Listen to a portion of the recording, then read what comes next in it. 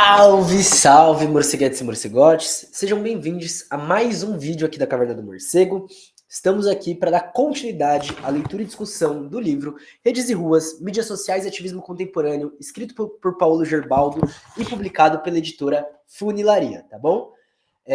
Bom, a gente está então no quarto vídeo, especificamente sobre o capítulo 1, e o vídeo final, o vídeo onde o nosso autor vai começar a utilizar o seu conceito. Até agora, ele estava trabalhando um pouco para explicar as linhas teóricas que foram muito utilizadas, inclusive pelos movimentos e por quem discutiu depois, pouco tempo depois, já que ele escreve muito próximo ali dos movimentos, né?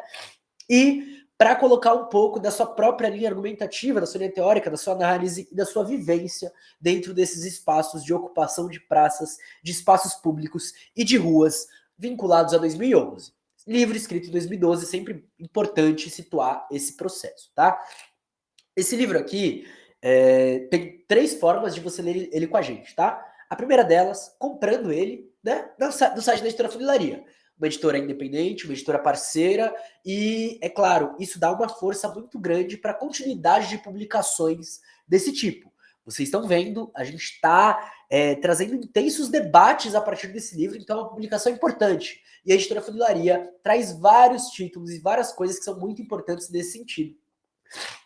E essa daqui sendo uma delas, tá bom? Bem importante. Segunda forma, você pode ir na nossa descrição, né? Assim como o site da Funilaria tá aí na descrição, e no nosso Drive. E no nosso Drive você vai baixar o PDF. E aí o PDF, além desse PDF, tem vários outros PDFs, né? E o PDF a gente também vai apresentar aqui, caso você não queira ou não possa abrir ou ler agora, ou pegar o livro físico. Então a gente também transmite o livro aqui. Eu sou Marcos Morcego, comunicador político. Já peço perdão, gente. Essa virada de tempo me deixou levemente gripado, né? Meu nariz não tá tão bom, minha garganta também não tá tão boa, por isso eu tô sempre com meu copinho d'água aqui, né? Copão d'água, na verdade. Mas, enfim, a gente sabe, né? Tosse, espirro, enfim, essas coisas acontecem, porque não é fácil, não é fácil, e ainda assim tem esse comprometimento com a entrega do conteúdo e tudo, e, né, gripe, eu pelo menos, quando muda o tempo, eu sempre fico gripado, eu nunca sei quando eu vou melhorar, então estamos aqui trazendo esse debate. A gente, então, estava discutindo e lendo muito sobre o que era falado pelo autor para uma questão de uma análise de qual a diferença da ocupação de rua e qual a relação que existe, né, com as mídias sociais e o que elas traziam e tudo mais. Porém, agora ele vai passar para utilizar o que ele chama de, e a gente leu sobre isso no último vídeo, né, coreografia de assembleia. E tem uma questão muito específica, pelo menos para os capítulos, que se você chegou agora, eu recomendo fortemente ver pelo menos o último vídeo, tá? Pelo menos o vídeo que saiu na terça-feira, dia 23 de setembro, que eu acho que ele vai dar uma ajuda muito importante para entender aonde a gente está entrando agora. Curtiu o projeto? Quer apoiar a gente? Curte, comenta, compartilha. Vai no nosso Pix, podcastmorcego.gmail.com, que também é nosso e-mail para contato, ou no nosso apoio coletivo, apoia.se/caverna-morcego. Cupom Nota Autonomia Literária de 20%, hashtag morcego na autonomia. Nosso podcast, que é um outro projeto, Caverna do Morcego, que essa semana tem episódio novo. Nosso livro, Por uma Implosão da Sociologia, editora Terra Sem Amos, também na descrição. E nossas redes sociais estão passando aí embaixo, tá? E aí, último recadinho, dá um pulo lá na Clio Operária, que é a nossa revistinha online, e você pode ler muitas das coisas que estão circulando no nosso pensamento, que a gente está pensando, que a gente está trazendo. Enfim, sintam-se à vontade, a caverna também é de vocês. Tem uma coisa, né? Quando eu paro para gravar, aí meu nariz resolve ficar muito ruim, então peço muitos perdões, tá? Muitos perdões. Então, a gente está aqui no Coreografando Protestos, né? E essa é a linha teórica do nosso autor, mas não só uma linha teórica, né? Mas é como ele enxerga o movimento prático das coisas e como alguém que esteve na rua, tá? Então tem coisas interessantes aqui para a gente pensar. O ato de reunião física, que em termos gerais constitui a lógica espacial do processo de mobilização do movimento social, gira em torno da construção de uma situação de densidade física, dominada pela comunicação face a face. Né? A gente sai do virtual. Contudo, por sua vez, no contexto de uma sociedade mediatizada, e aí ele traz Thompson, e aí, desculpa, eu resgato aqui e grifo, eu grifei sociedade mediatizada e Thompson, tá? porque eu preciso ler muito o Thompson, muito. Reunir fisicamente um grupo de pessoas antes disperso dificilmente poderia ocorrer sem um processo complexo de mediação técnica e simbólica envolvida na convocação à distância. O ato de reunir passa a se destacar por práticas complexas de comunicação e organização, permitindo grupos dispersos espacialmente, mas unidos pelos mesmos interesses ou convicções, a ação conjunta. Vou grifar aqui também. No campo das mídias sociais, os exemplos mais óbvios desse processo vêm de sites como o Meetup, que informam os usuários sobre reuniões offline nas quais podem estar interessados. Olha que interessante. O Doodle, um aplicativo de pesquisa usado para agendar reuniões e outros compromissos. E, claro, talvez antes, não sei se hoje é tão popular, se alguém souber, eu não uso mais tanto o Facebook, né? A função de evento do Facebook, que é usada para convidar pessoas para várias atividades e que foi utilizada aqui no Brasil, inclusive, para a gente pensar o 2013, né? É bem interessante isso. Eu também, talvez, nesse episódio, fale um pouco menos, porque o autor está mobilizando os próprios conceitos. E como eu não sei como ele vai mobilizar ainda, eu quero deixar assentar um pouco essas ideias, tá? Esses serviços atestam até que ponto a formação de grupos sociais em nossas sociedades fragmentadas e dispersas depende de um processo complexo de mediação simbólica e técnica, ou o que ele chama de coreografia de assembleia.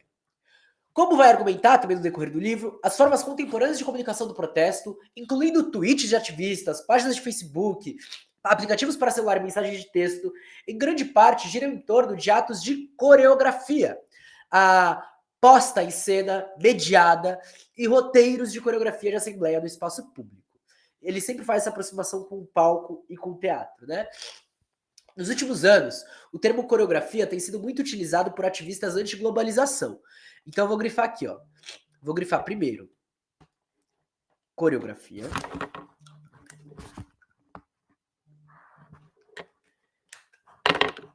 E aí eu vou grifar ativistas anti... Oh, meu Deus, meu teclado tá zoado, vocês lembram, né, gente?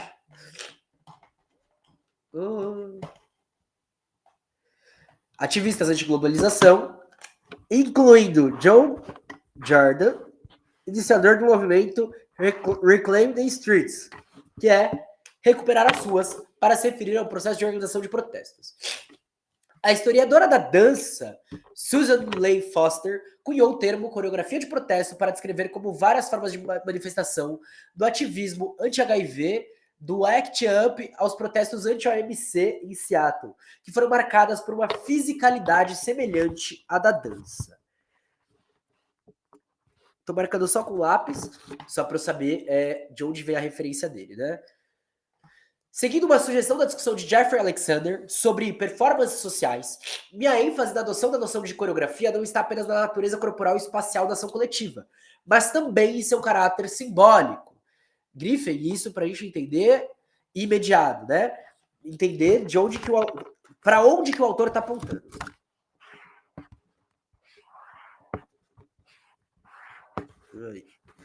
No fato de que as práticas da mídia intervêm na preparação do terreno ou do cenário para as pessoas que se reúnem no espaço público.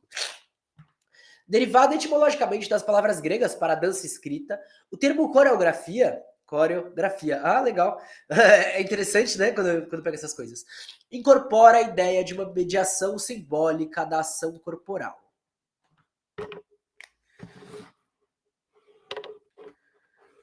Assim, pode ser usado para descrever como os movimentos populares contemporâneos, apesar de sua posição anti-autoritária da improvisação e da participação criativa, dependem de uma escrita do movimento, ou, em termos mais gerais, de uma escrita da ação, quase sempre ocultas aos observadores externos, mas muito eficaz na estruturação da forma como as pessoas se unem e agem juntas no espaço público. Talvez, e aí eu entendi a minha questão com o autor, tá? É que ele fala, os movimentos populares contemporâneos, isso pode ser muita coisa, né? Isso pode ser muita coisa. Isso para mim dificulta um pouco, principalmente porque grande parte dos movimentos que passam por atualizações que eu tô mais próximo são movimentos que não são movimentos com esse espaçamento de espaço e tempo, né? Mas eles são movimentos mais contínuos, por assim dizer.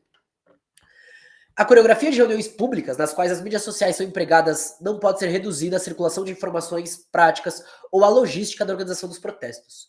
A coreografia de assembleia de movimentos contemporâneos tem sua própria narrativa cultural e requer, sobretudo, a construção de identificações coletivas comuns entre os participantes, sem as quais essas informações práticas cairiam em ouvidos moucos. Ao longo da história dos movimentos sociais, mídias como jornais, rádios e TVs contribuíram para condensar agrupamentos simbólicos que podem depois se materializar em agrupamentos físicos. Enfim, ele está dando aqui uma questão de história. Eu estou grifando, mas não é nada muito uau. Só para grifar. Vários teóricos, de Belucci a Laclau, comentaram a importância da construção da identidade para facilitar a reunião dos movimentos sociais no espaço público.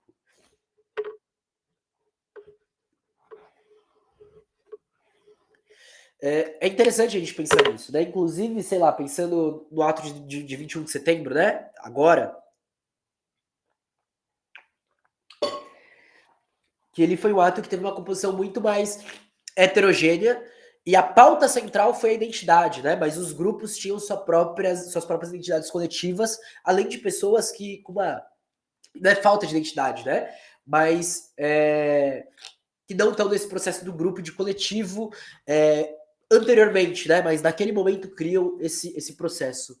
Interessante. Jogando alto ideias aqui, na verdade, né? Nenhuma afirmação. Só pensando no quente, né? Para Belucci, a construção de uma identidade coletiva é uma das primeiras tarefas a serem tratadas durante o processo de mobilização, junto com a identificação de inimigo, a definição de propósito e o objeto em disputa do conflito. Então, para Belucci, isso daqui são o que vão marcar esse processo. Legal. Essas diferentes fases envolvem a progressiva fusão dos participantes num grupo social comum, pois, como Belucci mesmo... Olha o mouse parando. Como Belucci sugere, pelo processo de mobilização, os diferentes fragmentos que se juntam para formar um movimento são integrados ao novo sistema de relações no qual os elementos originais mudam seus significados. Assim, por meio da construção de identidades em comum, o grupo disperso é condensado numa subjetividade comum. E isso promove uma capacidade de agir como um sujeito unificado e debilitado para reter o controle sobre a sua própria ação. É interessante pensar nisso, né? Principalmente, sei lá, eu tô pensando nos últimos movimentos que eu vi e como, inclusive, partidos e coletivos, movimentos que tinham certa coesão, agiam, as pessoas e certos grupinhos dentro desses grupos agiam de forma diferente, né? Interessante pensar nisso. Interessante pensar o processo da ação e da construção dessa identidade dentro dessa ação, e que ele pode ter um tom múltiplo, ainda que essas subjetividades se aliem, né? E agir como um sujeito unificado não necessariamente é o que reflete essa identidade, porque eles podem agir como sujeitos dispersos ou como grupos de sujeitos unificados separadamente, né? Não é uma coisa que todo mundo faz no mesmo movimento. É um pouco disso aqui que eu quero falar, né? Assim como na dança, não é necessariamente todo mundo fazendo o mesmo movimento o tempo todo e junto, né? É um processo muito mais múltiplo. Esse processo de condensação em torno de uma identidade comum não pode ser reduzido ao simples compartilhamento de informações, pois envolve um investimento emocional por parte dos participantes.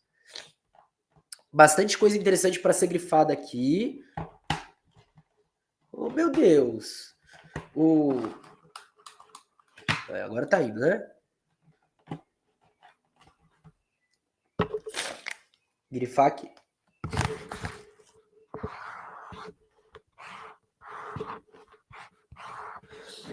Para Belucci, né, e é que ele tá tomando como referência principal nessa parte, paixões e sentimentos, amor e ódio, fé e medo fazem parte de um corpo agindo coletivamente.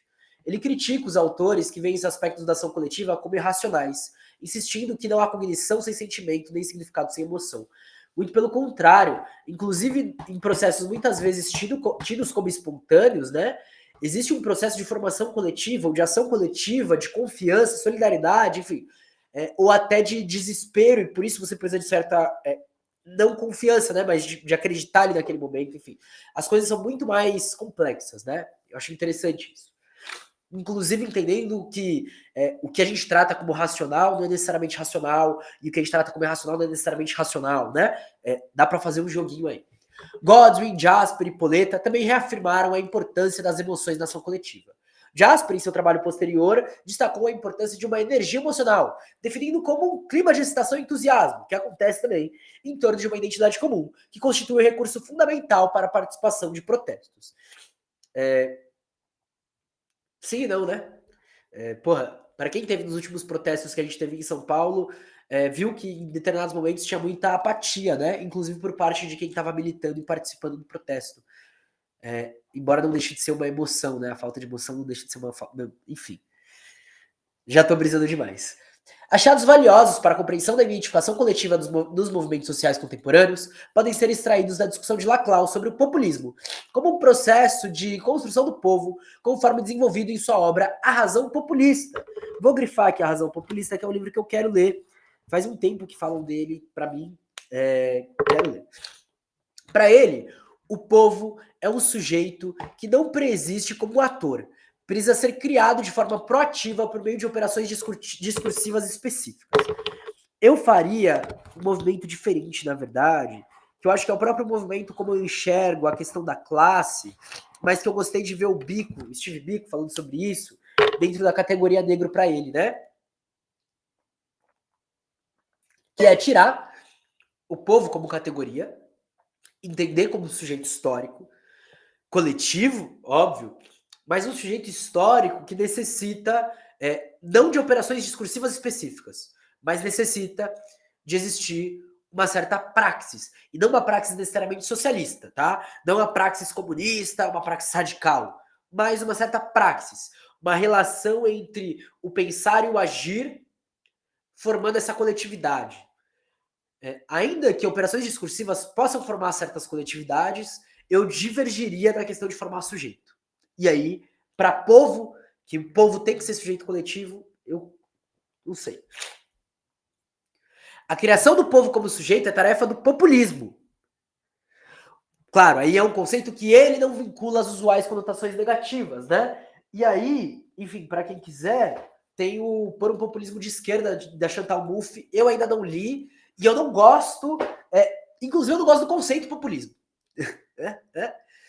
Populismo aqui é só um tipo de política que se difere da democrática, com sua ênfase na diferença em questões singulares, bem como corta o espaço político em dois, instaurando o povo contra instituições corruptas incapazes de responder às amplas mazelas sociais. E aí eu discordaria, inclusive pensando no populismo de esquerda, tá? E aí eu preciso discordar desse ponto. Eu vou só escrever aqui, não gosto de populismo. Mas porque a gente sabe que, inclusive, líderes populistas de esquerdas não colocam o povo contra instituições corruptas, exceto quando é de interesse deles, ou quando a conjuntura exige e obriga isso a acontecer. Eu acho que o Brasil de 2025 é muito exemplar em relação a isso. A condensação emocional das pessoas em torno de uma identidade comum requer a presença do que Laclau chama de significante vazio. Um líder, uma imagem, um nome coletivo, ou talvez um lugar em torno do qual a unidade das pessoas possa ser criada de modo performativo. O significante vazio é um significante sem significado, ou seja, um símbolo que foi privado do seu conteúdo particular e, portanto, pode criar uma cadeia de equivalência entre diferentes grupos de pessoas com suas respectivas reivindicações. Contra a ênfase da multiplicidade de autores, como Castells, Hart e Negri, Laclau sugere que o processo de mobilização implica, em grande parte, uma reductio ad unum, uma redução da complexidade do social. É isso que ele traz aqui. E aí, eu discordo também, e aí eu discordo dos dois, né? Porque eu gosto, por exemplo, de uma perspectiva florestiana, do Florestan Fernandes, se assim a gente pode chamar, de uma relação entre essas multiplicidades, em que você, inclusive, centralizar o nível de ação não significa uma redução dessa complexidade social. Muito pelo contrário, é você trazer isso. Um pouco do que o feminismo negro traz, de você complexificar a situação para entender os pontos fracos que a gente pode quebrar, que a gente pode romper para superar a situação que a gente está. Né? Para quem leu, por exemplo, a Lélia Gonzalez falando sobre feminismo negro, ela não fala sobre uma redução da complexidade social. Ela fala justamente sobre essa complexificação. Afinal, ela vai utilizar a TMD para chegar no ponto de relacionar o escravismo colonial com a luta das mulheres negras e a situação de classes e a posição racial e de gênero delas na sociedade brasileira, para olhar o ponto de que o que olhar para essa luta faz com que a gente entenda sobre olhar para o capitalismo e superar o capitalismo. É uma complexificação, tá? E aí, eu grifei todo esse parágrafo, mas eu vou citar aqui. Porque eu acho que é o exemplo mais profundo que a gente tem hoje, e que facilita um pouco isso, né? Na verdade, eu vou colocar outro exemplo, tá? Mas eu vou colocar aqui, Lélia Gonzalez e feminismo negro. Porque é isso, a gente vai resgatar o feminismo negro aqui, olhando para o Brasil, embora sim, né? Eu leio Angela Davis, Patricia Hill Collins, adoro, amo, gosto de conectar, mas aqui, nesse primeiro momento, vou colocar Lélia Gonzalez e feminismo negro. Mas eu vou colocar também alguém que faz isso, que é a Silvia Kusikank.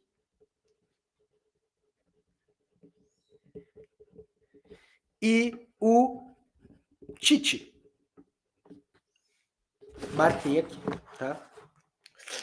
A coreografia de assembleia também envolve um processo de precipitação material, de agrupamentos simbólicos e físicos no espaço público.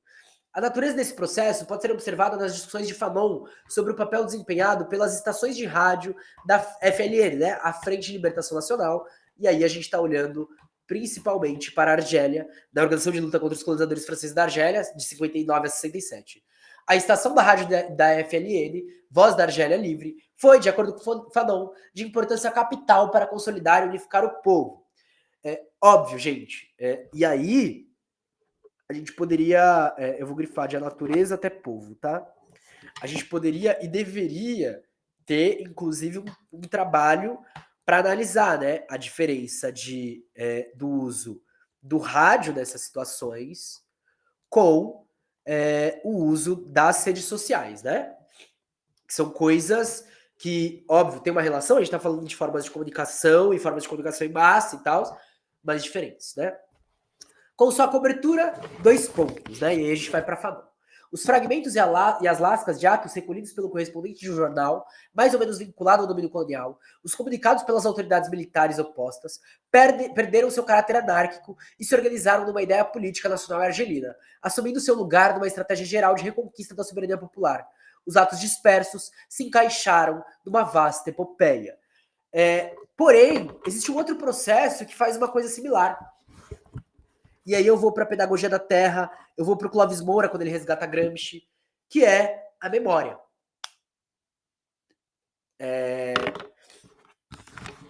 E aí a gente pode entrar no próprio contar histórias, né? Na própria tradição oral vinculada ao continente africano, aos povos indígenas aqui, aos grupos negros que são trazidos para cá e que se reorganizam. As músicas, né? Aos filmes, aos desenhos, às imagens. Né? Sociologia da imagem com a Silvia Kusikank, como Mark Fisher avalia os filmes, como o Clóvis Moura, para resgatar a história de certos quilombos, olha para as músicas que são cantadas até hoje. São várias formas que a gente pode olhar para isso. Várias formas. Tá? Só apontando aqui. Eu grifei, óbvio, Fanon, né? Fanon reflete longamente sobre como escutar rádio criou um novo sentido de comunidade mediado entre as pessoas que sustentaram a mobilização do movimento de libertação nacional. Embora antes ter um rádio fosse considerado sinal da cumplicidade com o regime colonial, com a voz da Argélia livre, o receptor de rádio perdeu sua identidade como inimigo. O aparelho de rádio não fazia mais parte do arsenal de opressão cultural dos ocupadores. E aí, a gente tem exemplos no Brasil de rádios livres sendo produzidas, principalmente a nível de transmissão local, né? Não vou falar aqui, porque coisas particulares, óbvio, mas é interessante pensar, por exemplo, que uma antena pode ser ocupada. A gente não vai conseguir ocupar a sede do Facebook agora ou a sede do Twitter. Né? A sede da Meta, a sede de todas as empresas do Elon Musk, por exemplo. Então, também tem essa diferença, né? Eu acho que são coisas que a gente tem que colocar para discutir, né? Inclusive de rede de Wi-Fi, cabos. A gente tem que discutir, se a gente for discutir o que é chamado. Será que tá fácil aqui, gente? O que é chamado de aqui economia solidária digital, caminhos para potencializar políticas e ações baseadas em cooperação e solidariedade, né? Da Digilabor, Fundação Rosa Luxemburgo, Ministério do Trabalho do Brasil, Governo do Brasil, que eu consegui pegar de alguns camaradas. Se a gente não for pensar em toda essa estrutura, a gente vai ainda ter algumas questões. Pelo contrário, para os argelinos, agora, ter um rádio significa pagar impostos à nação, comprar os direitos de entrar na luta de um povo unido. Então, são eles comprando a parte deles na luta, não no sentido, claro, né? É porque eles estão pagando, né? Mas é olhar e falar, eu tô comprando isso para ficar antenado com o que tá rolando para eu saber como ajudar. Uma coisa meio assim. O crucial, no entanto, é que o papel da rádio não parou no nível da criação de uma comunidade simbólica. Também facilitou a reunião física de pessoas no espaço público. E é esse o ponto.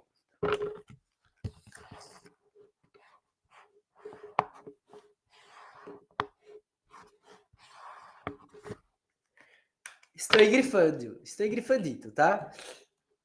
O agrupamento descrito por Fanon não era só simbólico, mas também físico, já que, dada a escassez de rádios, as pessoas se aglomeravam em torno de um aparelho para ouvi-lo juntas.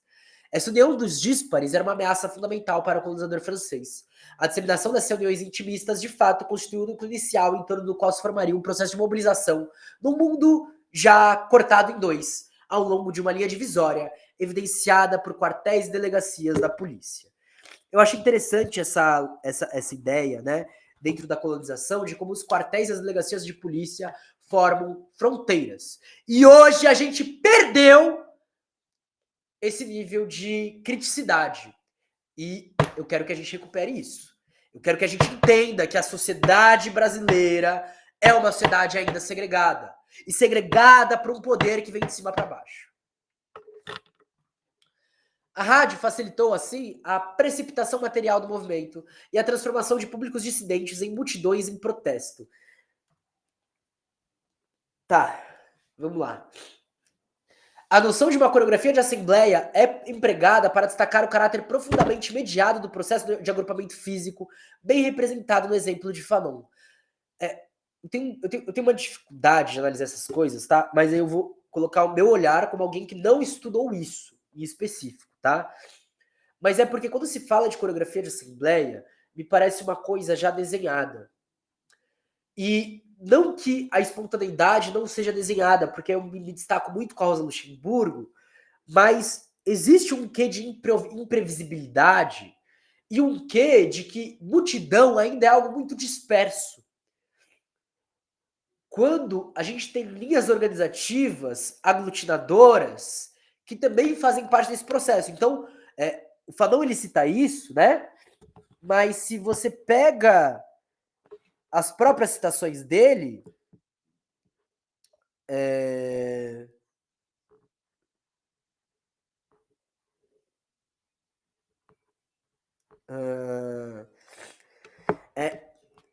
o jornal ele ajuda a contar essa história, mas as coisas já aconteciam, né? Não é como se por causa disso surge essa coreografia da Assembleia, já que a gente está usando esse termo, ela já acontecia. E a grande questão é que essa mediatização deu um novo processo e novas coreografias, e novas assembleias, né?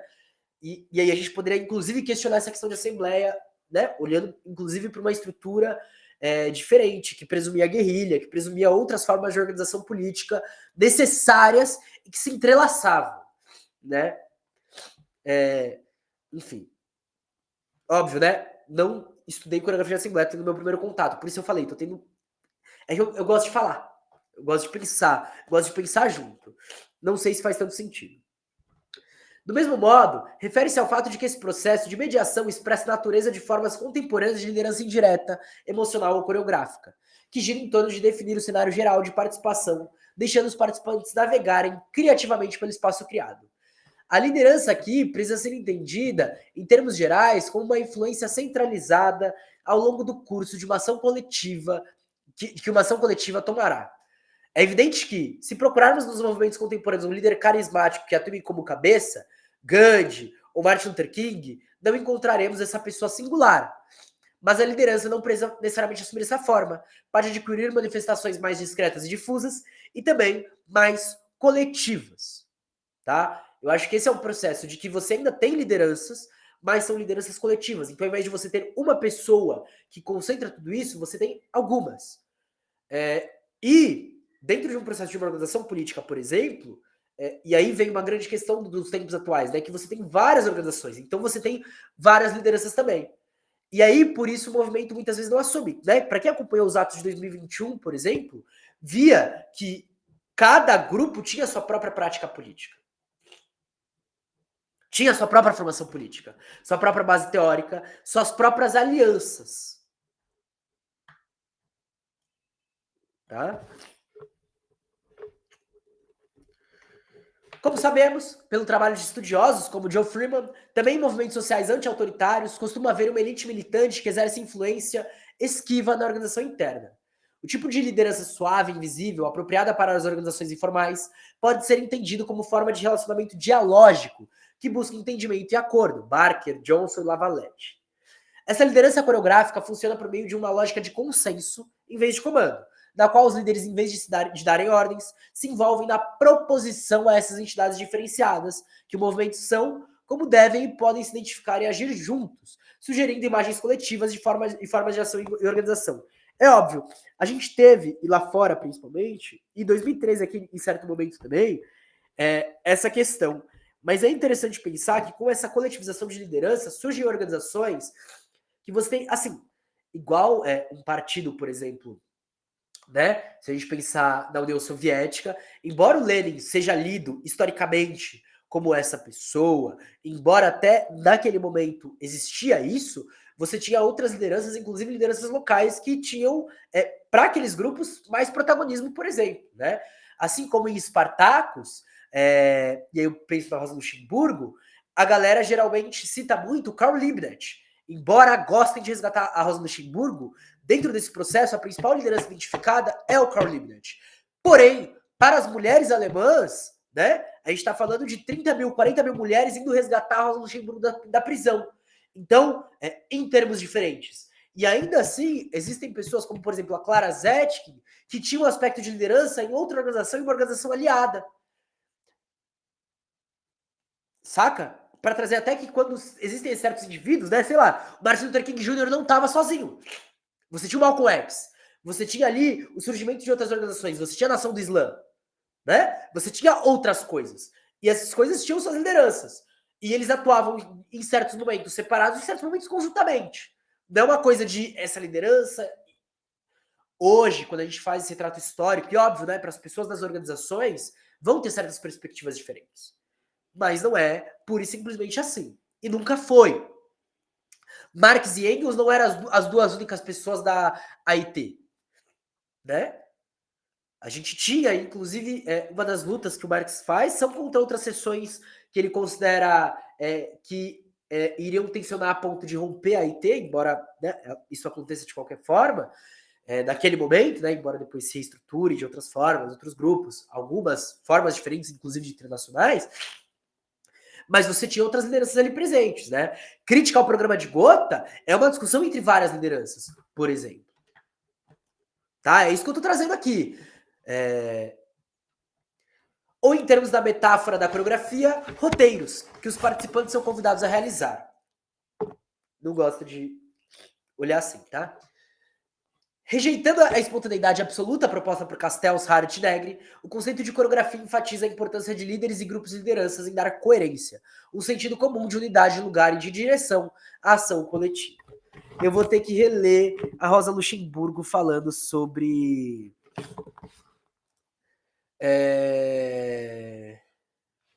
Será que tá aqui? Protagonismo das lutas de massa. Eu vou voltar finalmente para Rosa Luxemburgo. Foi talvez meu primeiro livro dela que eu li inteiro, né? Embora não seja o livro inteiro dela, sejam alguns trechos de livros organizados pela Isabel Loureiro. Vou voltar. A utilidade do conceito pode ser apreciada em 3 níveis diferentes. Então vamos lá, agora ele vai explicar o conceito, embora eu ache muito breve porque é uma parte pequena, mas beleza. Primeiro, para analisar a dinâmica organizacional do processo de mobilização e perguntar Quem são os coreógrafos das reuniões públicas? As pessoas que as iniciam e as orientam. E aí vem, né? Eu não gosto de organizar, de olhar o processo dentro do contexto de coreografia dessa coreografia. Porém, eu entendo que existem momentos que rola uma coreografia no sentido, inclusive, de expressão corporal. Inclusive, são momentos que eu gosto de analisar e de perceber o quão bonita é lutar. Porque é foda a luta, né? Mas existem momentos de muita beleza e momentos que expressam a capacidade, né? Sei lá, eu tava mediando a mesa com a Silvia Kusikanki, e aí a Flávia Sayani nota isso, eu não tinha reparado. Mas eu tava lá, gesticulando, perguntando, fazendo uma pergunta para ela, e aí ela virou pra camarada que traduziu os livros dela aqui pro Brasil, que tava lá dando uma força pra gente, e falou: ele habla com el cuerpo, né? Ele se move, ele fala com o corpo. E isso é uma coisa bem interessante, uma coisa que eu aprendi no teatro, diga-se de passagem, e na dança. Segundo, a utilidade do termo gira em torno de sua capacidade de capturar o caráter temporal do processo de mobilização. E aí eu faria uma coisa diferente, porque a mobilização, embora tenha um caráter temporal, esse caráter temporal ele não é definido, né? Se a gente fala de você romper os atos dispersos e se encaixar numa vasta epopeia, como Fanon, o processo torna muito mais longo. Mas, frequentemente, coreografias diferentes são realizadas dentro desse processo. Aí a gente chega no ponto legal que eu gosto.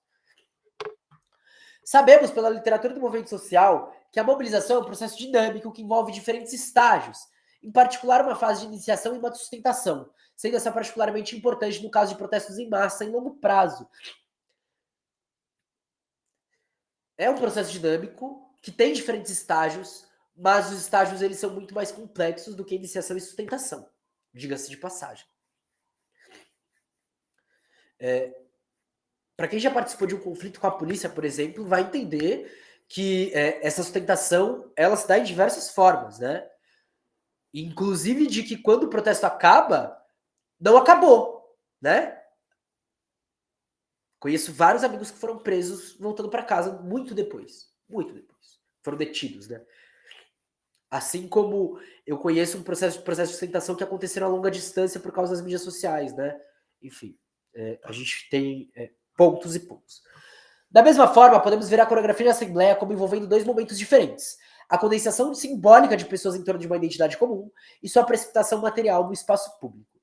E aí, eu inclusive faria uma pergunta, né? E quando acontecem esses encontros no espaço público e a lógica é do conflito entre as próprias pessoas que estão ali em torno desse processo, né? Pensando, por exemplo, em coisas que eu vi dentro da USP, em coisas que eu vi dentro da rua também. De conflito e atrito.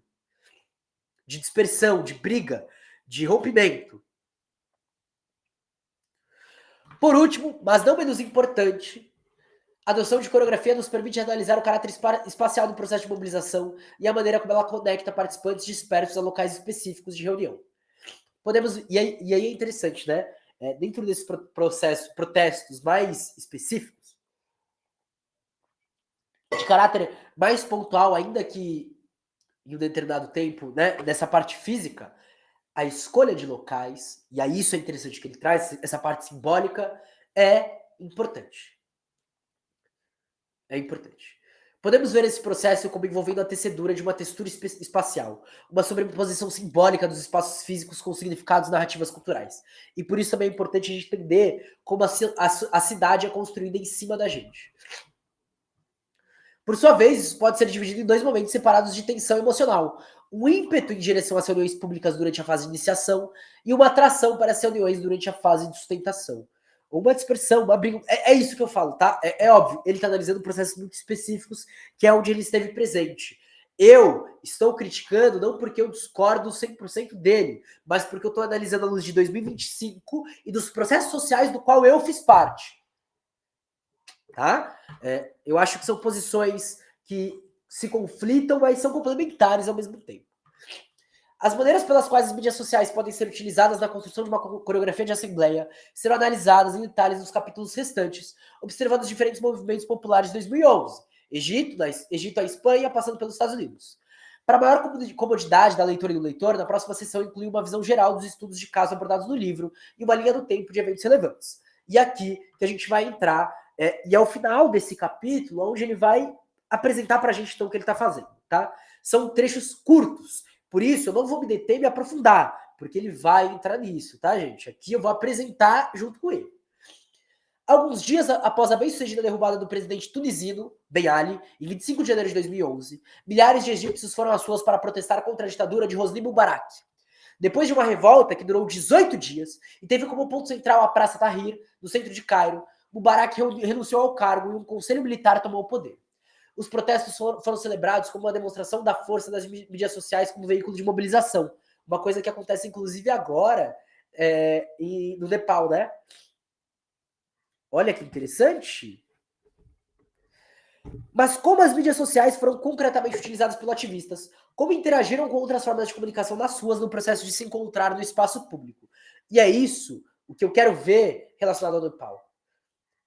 Tô vendo muita gente falar e tudo muito disperso e repetindo várias coisas que não explicam porra nenhuma. Simplesmente apresentam o processo. O que já é importante, óbvio. O movimento dos indignados na Espanha.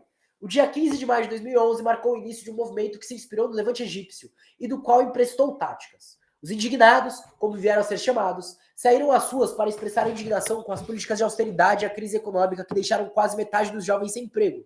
Um movimento que está acontecendo, por exemplo, hoje no Peru. Olha que legal como a história se repete, né? Inclusive, aproveitar aqui que eu falei do Peru, dar um salve para essa luta, né? Que eu não estou tão acompanhando, mas eu vi alguns vídeos explicando de leve, não me aprofundei, mas eu queria também dar um salve especial à galera que está fazendo greve geral para pressionar pela libertação do povo palestino, né? Para apoiar a luta de libertação do povo palestino e o fim do genocídio promovido por Israel e pelo capitalismo mundializado e globalizado, né? E que é um genocídio que percorre as entranhas do capital e vem para as veias abertas da América Latina para fazer a gente sangrar também. Tá? São coisas totalmente interligadas. Imitando o cenário da Praça Tahrir, eles ocuparam a Puerta del Sol, no centro de Madrid, por um mês, depois de uma manifestação que, à semelhança da revolta egípcia, fora convocada via Facebook por um grupo de jovens ativistas com pouca experiência política anterior.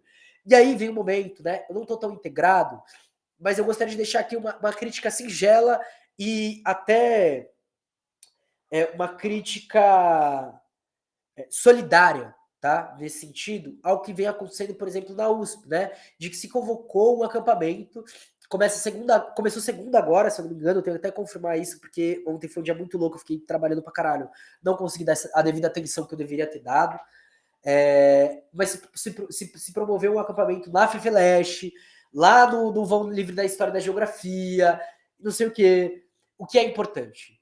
Mas, e aí esse é meu questionamento principal, o quanto a USP está integrada para fora dos muros da universidade, exceto pelo próprio movimento que é promovido de solidariedade direta pela causa, mas o quanto aquilo consegue impactar realmente o cenário geográfico da coisa. É um pouco dessa minha questão. Sabe? Enfim. O movimento estabeleceu uma série de assembleias locais e organizou marchas em todo o país para coletar as reivindicações das pessoas. Qual foi o papel das mídias sociais no processo de mobilização? Como os organizadores usaram as mídias sociais para acolher um sentimento comum de indignação? E aí, o Occupy Wall Street, após convocatória lançada pela revista contracultural Abdusters, em 17 de setembro de 2011, 300 pessoas ocuparam um pequeno parque no centro de Manhattan. Depois de algumas semanas, conseguiram atrair a atenção da mídia e capturar a imaginação dos cidadãos dos Estados Unidos.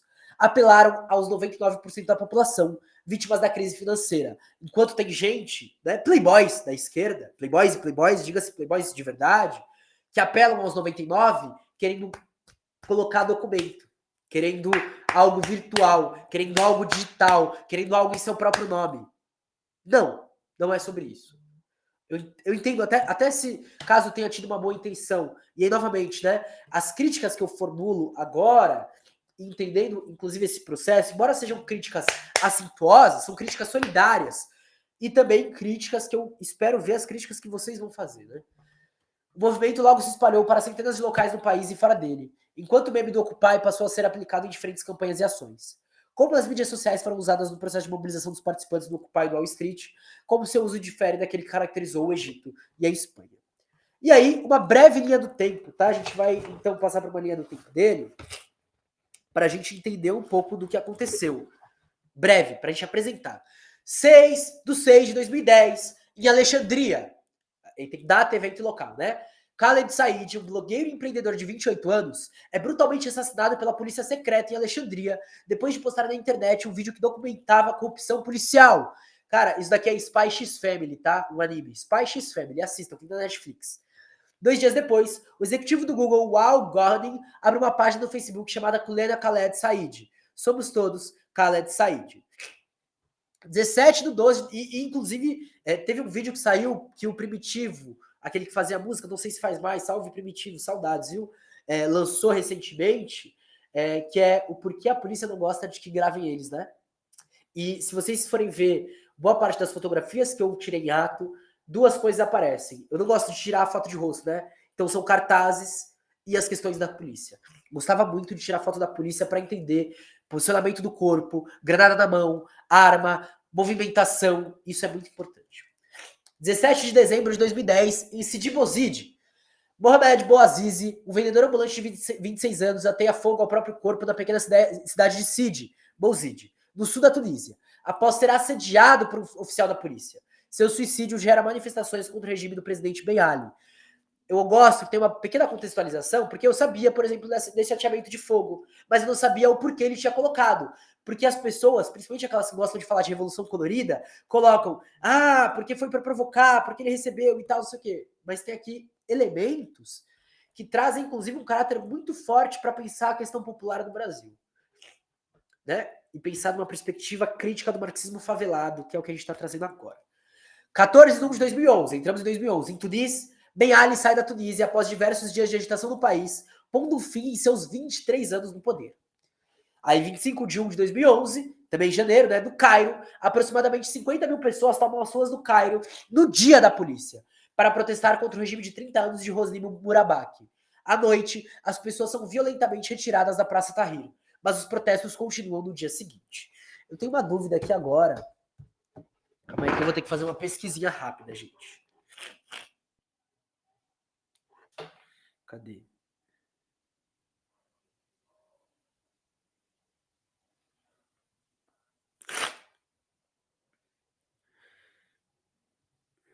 Dia 21 de abril a gente comemora o Dia da Polícia aqui no Brasil. Que tenebroso. Que tenebroso. 21 de abril, guardem essa data então. Dia 28, então 3 dias depois, no Cairo também, cerca de 1 milhão de pessoas saem às ruas no Cairo nas manifestações da Sexta-feira Raivosa, após uma longa batalha contra as forças policiais. Manifestantes ocupam a Praça Tahrir. À noite, tanques do exército se deslocam para a cidade. No início da manhã, o regime de Mubarak encerra todas as comunicações eletrônicas do que ficou conhecido como apagão digital, muito próximo ao que aconteceu no Nepal, inclusive. Né? Aí, dia 2 de 2 de 2011, no Cairo também, dia da Batalha do Camelo. Manifestantes defendem com êxito a Praça Tahrir contra o ataque de contraventores pró-Mubarak e de policiais à paisana também. Legal, bem interessante. 11 de 2 de 2011, Mubarak, na Espanha agora, né? Mubarak renuncia depois de 18 dias de levante, deixando o país nas mãos do Conselho Supremo das Forças Armadas. Aqui ainda não é Espanha, né? Mas, enfim, deve ser o impacto que teve lá. 8 de 3 de 2011. Não, isso daqui é na Espanha. Mas calma aí. Porque Mubarak era no Egito, né? Talvez seja um erro de digitação, diga-se de passagem. 8 de 3 de 2011. Democracia Real Já, na Espanha, agora sim, define sua página no Facebook, que servirá como plataforma organizacional dos indignados. 15 de 5 de 2011, 2 meses depois, em Madrid e em outras 57 cidades na Espanha. Olha que legal esse relato, né? Centenas de milhares de espanhóis participam das manifestações contra a austeridade e a corrupção, chamadas de Democracia Real Já. Na noite de 15 de março, 50 pessoas decidem ocupar a Puerta del Sol, no centro de Madrid. 50 pessoas só. 17 de 5 de 2011, também em Madrid. Depois do despejo do acampamento no início da manhã, centenas de cidadãos se encontram na Puerta del Sol e estabelecem um acampamento de protesto que durará um mês. Logo, outros acampamentos se espalham pelo país. Em Atenas, em 25 de 5 de 2011, milhares de cidadãos inundam a Praça Sintagma, em Atenas, imitando movimentos indignados espanhóis, durante uma fase de crescente oposição social contra as medidas de austeridade propostas pelo governo de Papandreou. Porra, eu li um livro, é que ele talvez não esteja fácil aqui, mas seria até interessante, mas eu acho que ele está guardado porque ele é um livro de um outro segmento que fala sobre a crise na Grécia a partir de 2008 e as implicações dos movimentos sociais são citadas, né? Não de forma profunda, mas aparece. 19 de 6 de 2011, em Madrid, uma enorme manifestação ocorre em Madrid e em várias cidades da Espanha, alguns dias depois de as principais ocupações serem voluntariamente levantadas por ativistas. No verão, os indignados organizam uma série de marchas em todo o país e montam assembleias de bairro. Interessante.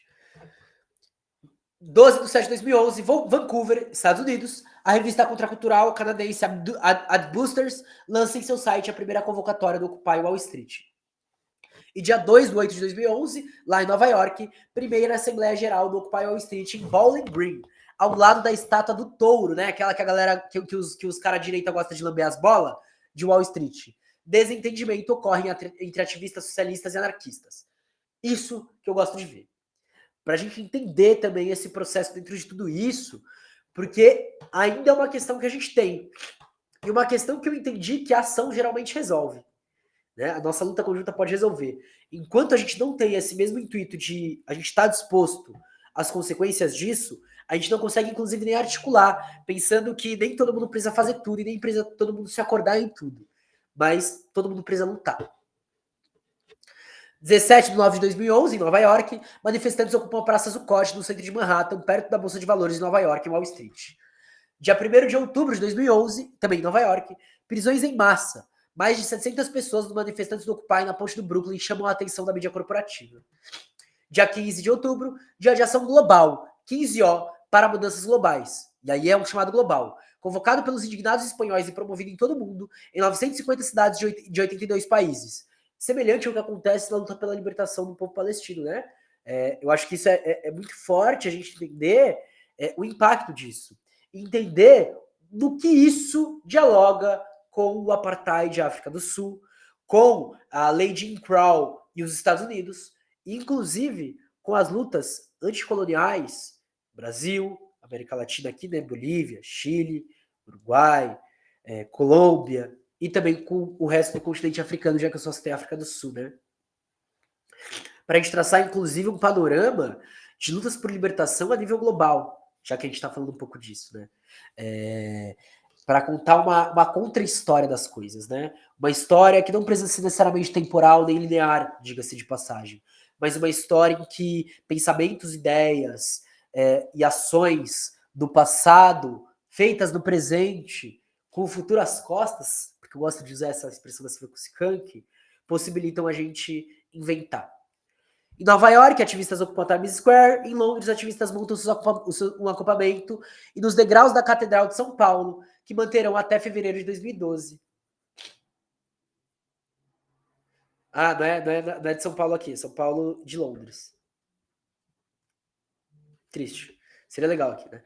Nova York, em 15 de novembro, o acampamento de protestos do Occupy Wall Street no Zuccotti Park é despejado pela polícia de Nova York. 2 dias depois, 30 mil pessoas participam de um protesto contra o sistema financeiro das ruas de Manhattan. Bom, família, é isso que a gente tem para ler hoje. Eu não vou comentar muito sobre isso, porque, novamente, né, eu era muito jovem, é a primeira vez que eu tô lendo alguns detalhes sobre essa situação. E o autor vai nos fazer caminhar por esse caminho. Então depois a gente vai por ele, né? Eu não preciso vir aqui e me estender sobre isso. Não se esqueçam de curtir, comentar, compartilhar, deixar seu like e fortalecer a gente, inclusive financeiramente, para a gente continuar com esse projeto, tá? A gente se vê no próximo episódio. Essa semana tem episódio do nosso podcast. Até mais. Um grande beijo. Tchau!